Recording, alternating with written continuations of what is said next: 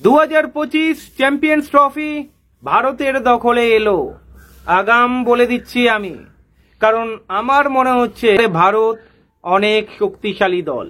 Bowling বিভাগ যদি দেখেন এবং ব্যাটিং বিভাগ যদি দেখেন, আপনারা নিশ্চয়ই আন্দাজ করতে পারছেন। আর ইন্ডিয়া যেহেতু একই মাঠে খেলছে দুবাইতে, ইন্ডিয়ার কাছে একটা প্লাস পয়েন্ট রয়েছে। দুবাইয়ের পিচ ভারত ভালো মতো বুঝে গিয়েছে।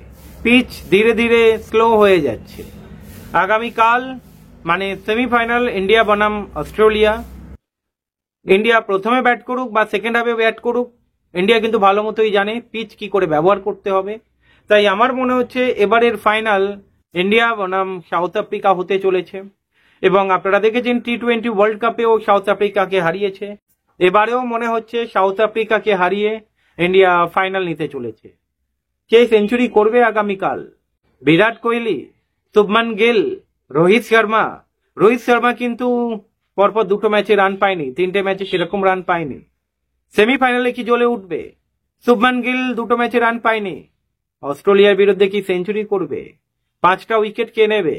আর আপনারা দেখতে পাচ্ছেন অক্ষয় প্যাটেল দারুণ ব্যাট করছে, বোলিং করছে, ফিল্ডিং করছে।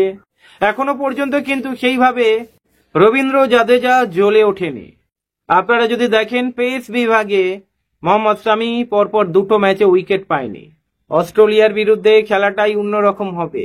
এবারে দেখে নেবেন সেমিফাইনাল হাড্ডাহাড্ডি, ফাইনাল হাড্ডাহাড্ডি, চ্যাম্পিয়ন হতে চলেছে ইন্ডিয়া। আপনার কি মনে হচ্ছে কমেন্ট করে জানাবেন। ভালো থাকবেন।